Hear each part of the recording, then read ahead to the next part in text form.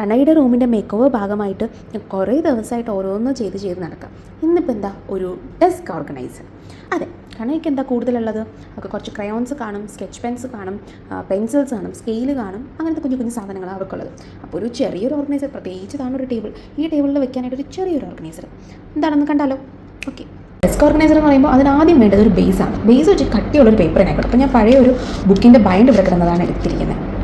അപ്പോൾ അടുത്ത് എന്താ വേണ്ടത്? അടുത്ത് വേണ്ടത് കാർഡ്ബോർഡാണ്. അപ്പോൾ എനിക്ക് കാർഡ്ബോർഡ് ഇതൊരു റോളായിട്ട് കിട്ടി, എന്തോ സാധനം മേടിച്ചപ്പോൾ കിട്ടിയതാണ്. അപ്പോൾ ഈ റോളിന് ആവശ്യമുള്ള രീതിയിൽ നമുക്ക് കട്ട് ചെയ്ത് അതിൽ എത്രത്തോളം, ഞാനിപ്പോൾ ഒരു സിലിണ്ടർ ഷേപ്പിൽ വെക്കാമെന്ന് വിചാരിക്കുന്നത്. അതുകൊണ്ട് എത്ര ആ ബേസ് ഇതിൽ എത്ര ഇരിക്കുമെന്ന് അറിയില്ല, അത് നോക്കിയിട്ട് എത്ര ഇരിക്കും എന്നുള്ളത് അനുസരിച്ച് നമുക്ക് കട്ട് ചെയ്തെടുക്കാം.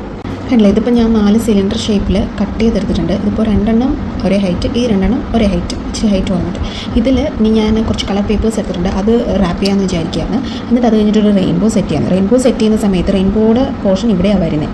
അപ്പോൾ ആ സമയത്ത് ഇതിൻ്റെ ഹൈറ്റ് എനിക്ക് ഇതായിട്ട് തോന്നുവാണെങ്കിൽ ചിലപ്പോൾ ഞാൻ എല്ലാം ഒരേ ഹൈറ്റ് ആക്കും, അല്ലെങ്കിൽ ഒരുവിധം അഡ്ജസ്റ്റ് ചെയ്ത് ഇങ്ങനെ തന്നെങ്കിൽ ചിലപ്പോൾ ഞാൻ ഇങ്ങനെ ആക്കാം. അങ്ങനെയൊക്കെ എനിക്ക് പല പ്ലാനും എൻ്റെ തലയിൽ കൂടെ ഇങ്ങനെ ഓടുന്നുണ്ട്.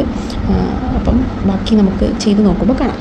ഞാനിവിടെ ഇപ്പോൾ ഇത് റാപ്പ് ചെയ്യാൻ കുറച്ച് ലൈറ്റ് ഷെയ്ഡ് പേപ്പേഴ്സാണ് എടുത്തത്. കാരണം റെയിൻബോ ചെയ്യാൻ നേരത്ത് അതിന് കുറച്ച് ഡാർക്ക് ഷെയ്ഡും കൊടുക്കാമെന്നാണ് വിചാരിക്കുന്നത്. അപ്പോൾ ആ കാർഡ്ബോർഡ് പീസെല്ലാം ഞാൻ ആ പേപ്പർ വെച്ച് ഒട്ടിച്ചെടുത്തിട്ടുണ്ട്. ഇനി ആ കളർ പേപ്പർ കൊണ്ട് റെയിൻബോ ഉണ്ടാക്കി. റെയിൻബോയ്ക്ക് കുറച്ചൊരു ഡാർക്ക് ഷെയ്ഡാണ് കൊടുത്തത്. അടുത്തിന് എന്താ ഒരു ഗ്ലിറ്റർ പേപ്പർ എടുത്ത് അതിൽ ക്ലൗഡ് ഷേപ്പ് വരച്ചു കൊടുത്ത് 2 പീസ് ക്ലൗഡ് വേണം കേട്ടോ. റെയിൻബോയുടെ അപ്പുറത്തെ എൻഡിലും ഇപ്പുറത്തെ എൻഡിലും വെക്കാനായിട്ട് നമുക്ക് 2 പീസ് ക്ലൗഡ് വേണം. അപ്പോൾ അതും വരച്ച് കട്ട് ചെയ്തെടുത്ത് അപ്പുറം വെച്ച് കൊടുത്തിട്ടുണ്ട്. ക്ലൗഡൊക്കെ ഒട്ടിച്ചതിന് ശേഷമുള്ളൊരു ലുക്ക് ഇതാണ്. എങ്ങനെയുണ്ട്? നല്ല റിസൾട്ട് അല്ലേ? എനിക്കിതിങ്ങനെ പ്ലെയിൻ ആയിരിക്കുന്ന കണ്ടിട്ട് അത്രയ്ക്ക് അങ്ങോട്ട് ഇഷ്ടപ്പെടില്ല. അപ്പോൾ ഞാൻ വിചാരിച്ചു ഇതെന്തായാലും ഒരു യൂണിക്കോണിൻ്റെ ഒരു തീം പോലെ ആയിട്ടുണ്ട്. അപ്പോൾ ഇവിടെ കുറച്ച് യൂണിക്കോൺ സ്റ്റിക്കർ എൻ്റെ കയ്യിലില്ല.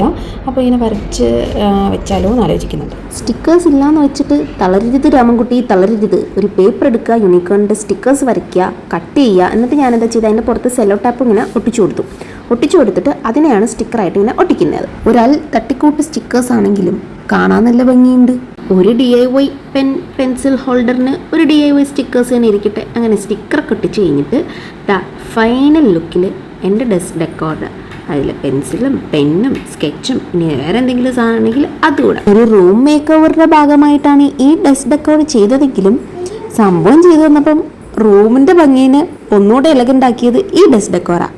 റൂം മേക്ക് ഓവർ വീഡിയോ ചാനലിട്ടിട്ടുണ്ട്. ഇത് കാണുമ്പോൾ ഒന്ന് അതുകൂടെ പോയി കണ്ട് സപ്പോർട്ട് ചെയ്യാം കേട്ടോ.